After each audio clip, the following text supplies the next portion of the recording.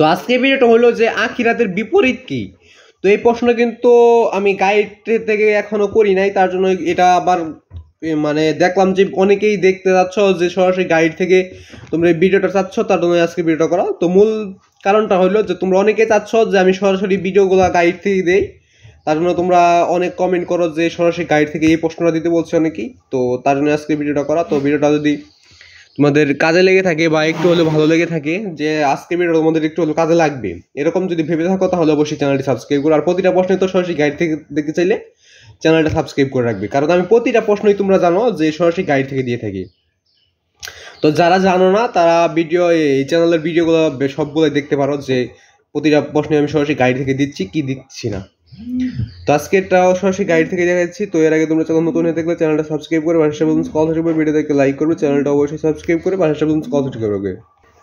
তো আজকে শুধু আখিরাতের বিপরীত এটা বলে দিব। তো এর আগে তোমরা চ্যানেল নতুন হয়ে থাকলে চ্যানেলটা সাবস্ক্রাইব করো। আর যদি তোমাদের অন্য কোনো ক্লাসের প্রশ্ন লাগে বা টেক্সিনের উত্তর, সঙ্গীত উত্তর, রচনামূলক প্রশ্নের উত্তর, সৃজনশীল উত্তর, এগুলো সরাসরি গাইড থেকে দিয়েছি, তোমরা কিভাবে দেখবে সেটা বলে দিয়ে আজকের উত্তরটা বলে দিব। তো তোমরা যে কোনো ক্লাসে যে আদার টিক্সগুলো দেখতে বইদের প্রথম টিক্স মানে 1 নম্বর টিক্সের প্রশ্ন দিয়ে জিয়াদের টিক্সগুলো দেখতে বইদের প্রথম টিক্স মানে 1 নম্বর টিক্সের প্রশ্ন লিখবে, তারপর ইউটিউবে সার্চ করলে ওদের সবগুলো টিক্সের উত্তর তোমরা সরাসরি গাইড থেকে পেয়ে যাবে।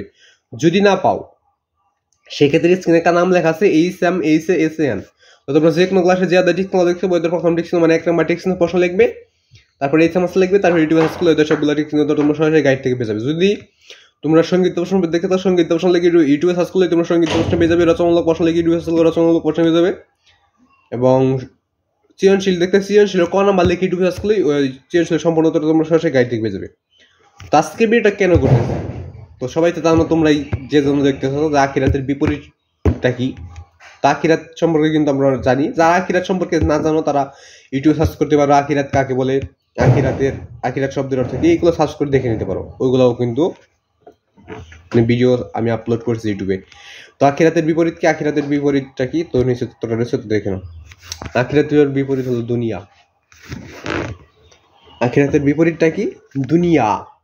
আখিরাত কি, আখিরাত হলো মৃত্যুর পরবর্তী জীবন যেটা রয়েছে ওইটাই হলো আখিরাত।